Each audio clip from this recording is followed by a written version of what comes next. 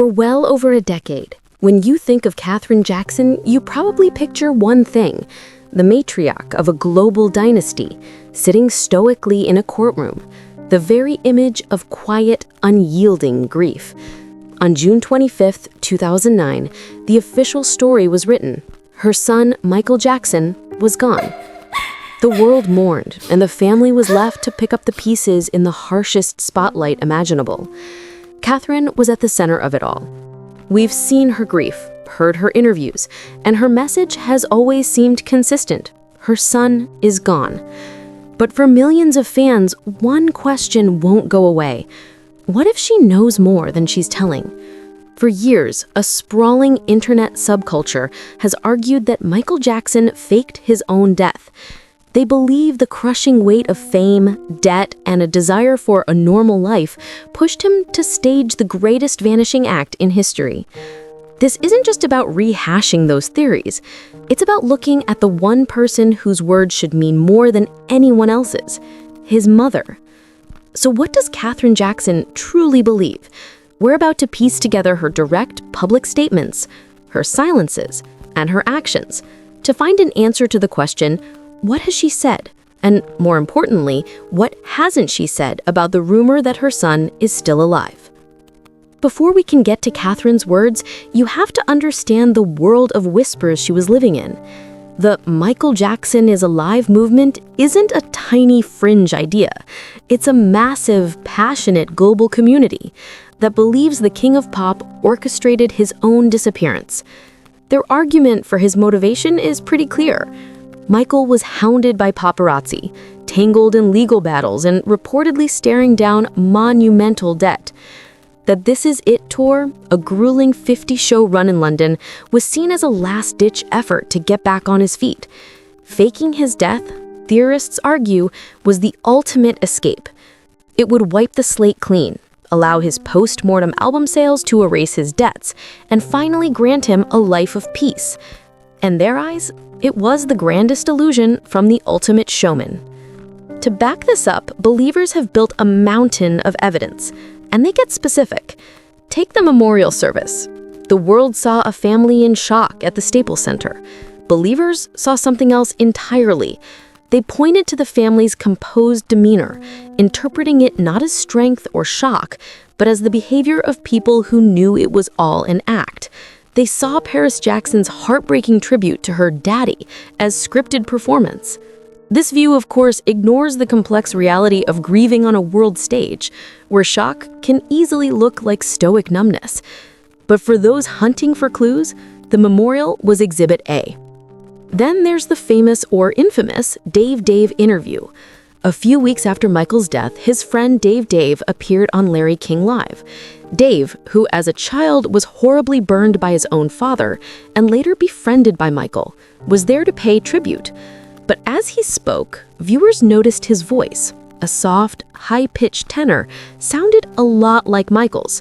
His mannerisms felt familiar. The internet exploded with a theory. This wasn't Dave. This was Michael Jackson in an elaborate disguise, using his friend's identity to speak from beyond the grave. The idea became a cornerstone of the alive theory for years. Now, this has been thoroughly debunked. Dave was indeed himself, a man with his own story who sadly passed away in 2018. It was simply a case of two men with similarly gentle voices, but the narrative was too powerful for many to let go of. These are just two examples in an ocean of speculation. You have blurry ambulance photos, countless alleged sightings, and deep analyses of lyrics supposedly containing coded messages. This was the environment Katherine Jackson was in, not just a grieving mother, but the head of a family at the center of a massive modern conspiracy theory. Every word she said would be put under a microscope, so all eyes turned to her. For many believers, the biggest clue wasn't what Katherine Jackson said, but what she didn't say. In the days after her son's death, while other family members like Joe and LaToya were quick to suggest foul play, Katherine was mostly silent. Her focus was on securing guardianship of Michael's 3 children, Prince, Paris, and Blanket. To most, this silence was understandable. She was a mother consumed by unimaginable grief. But in the world of conspiracy, silence is a vacuum waiting to be filled. Believers asked, was she too grief-stricken to speak? Or was she silent because she couldn't bring herself to participate in a lie? Our first real exhibit is the 2010 Oprah Winfrey interview. It was a rare, intimate look into the family's life. Katherine, poised and dignified, spoke candidly. She admitted she thought her son's plastic surgery had gone too far. She reaffirmed his vitiligo diagnosis, and she talked about the day he died. With tears in her eyes, she recounted arriving at the hospital, the agonizing wait, and finally being told, "No, he's gone." Her grief was raw and undeniable. She was every mother who has ever lost a child. She even mentioned her faith as a Jehovah's Witness, saying, "I'll never get over his death, but being a Christian and believing in resurrection, I feel that I'll see him again." On its face, it was a clear expression of loss. But believers looked deeper. They focused on her composure. Was it the strength of a matriarch, or was it the poise of someone who knew the tragedy wasn't real? They also dissected her language. The word "gone." To most, "he's gone" is a gentle way of saying he's dead. But to a theorist, "gone" is ambiguous. It could mean deceased, or it could just mean gone, disappeared. It's a game of semantics, but for clue hunters, every word is a potential breadcrumb. This brings us to the most critical evidence, Katherine Jackson's 2013 testimony during the wrongful death lawsuit against concert promoter AEG Live. This was a court of law, under oath. When she took the stand, 2 sentences she spoke would become pillars of the alive theory. The first was her reason for enduring the trial. The most difficult thing is to sit here in this court and listen to all the bad things they say about my son, and he's not here to speak for himself. The obvious interpretation is that of a heartbroken mother defending her son who can no longer defend himself. But for believers, this phrasing was a bombshell. He's not here? Why that specific wording? Why not say, "because he's dead"? They argue "not here" is geographically specific. Could she be saying he's not here in this court because he's in hiding and can't come forward without exposing the hoax? The second statement came when she was asked why she was putting herself through the lawsuit. Her answer was, "I want to know what really happened to my son." Again, the official reading is clear. She was seeking accountability for the events that led to his death. But believers pounced. If the official story is true, doesn't she know what happened? He died of an overdose, and a doctor was convicted. Why, 4 years later, was she still framing it as a question? Could she be seeking the truth about a different what happened? The truth about the conspiracy to help him disappear? These 2 sentences, spoken under oath, formed the bedrock of the "she speaks in a careful code" theory. After the trial came her book, Never Can Say Goodbye. It's a mother's loving tribute, but again, believers focused on what was missing. Nowhere in its pages or in the interviews promoting it does Katherine forcefully debunk the "Michael is alive" theories. While bogus internet rumors have circulated for years, with tabloids claiming she privately revealed the COSFET was empty, no credible evidence or on-the-record statement from her has ever supported these claims. In fact, her public actions suggest the opposite. Why not use her platform to say, "My son is dead and these theories are false"? To believers, the answer is simple. She can't, because it would be a lie.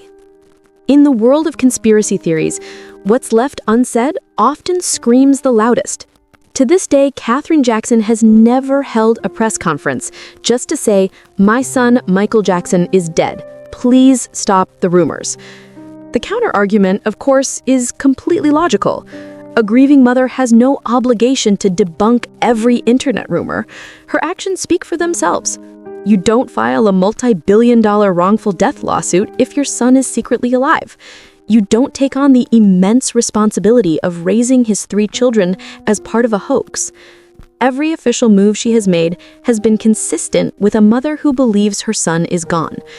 Still, that silence is a magnet for speculation, especially when you compare her to other family members, like her daughter LaToya Jackson. From the beginning, LaToya was adamant. Her brother was murdered. She told interviewers that Michael was afraid for his life and that he was killed for his billion-dollar music catalog. She claimed Dr. Conrad Murray was just a fall guy for a much bigger plot. LaToya's statements, while different from the alive theory, confirmed from many fans that there was more to the story. What's fascinating is that Katherine never publicly endorsed LaToya's specific claims of a murder plot. While her lawsuit showed she believed powerful people were negligent, she never echoed LaToya's headlines. Believers see this as significant. They suggest LaToya might have been told the murder story to explain Michael's disappearance, while Katherine, as the matriarch, was one of the few who knew the real secret. And then there are Michael's children. Their grief has been the most undeniable evidence of the family's loss. We all saw a young Paris break down at the memorial, and Katherine herself described Paris placing half of a broken heart necklace with her father in the morgue. How do believers explain this? This is the most disturbing part of the theory. They claim the children are in on it, their public grief a performance to sell the lie. It's a deeply unsettling claim to make about children who lost their father. In this complex dynamic, Katherine is cast as the ultimate protector, not just of her grandchildren, but of the secret that holds it all together. Her stoicism and her carefully chosen words are interpreted as the performance of a lifetime. So where does this leave us? The story splits into two parallel narratives. On one hand, you have the consistent, documented actions of a grieving mother. You have her tearful interviews, her testimony under oath, the wrongful death lawsuit, and her guardianship of his children. Every official action Katherine Jackson has taken points to a woman who believes she lost her son and is fighting for his legacy. There isn't a single credible, on-the-record statement from her suggesting she thinks he's alive. But on the other hand, you have the clues that millions cling to. The initial silence, the dissection of her courtroom testimony, phrases like, "He's not here," and "I want to know what really happened." And most of all, her refusal to directly and forcefully shut down the alive theories. For many, the fact that she has never explicitly debunked the rumors is the ultimate confirmation that she can't. The official record is clear, but the theory that she's a silent participant isn't about the record, it's about hope. It's about refusing to accept a tragic ending. Believers look at her stoic presence and don't see a woman broken by grief. They see a woman with unimaginable strength, holding the world's biggest secret to protect a son who just wanted to be free. What do you think? Did Katherine Jackson's words carry a hidden meaning? Or were they simply the statements of a grieving mother under an impossible microscope? Let us know your thoughts in the comments.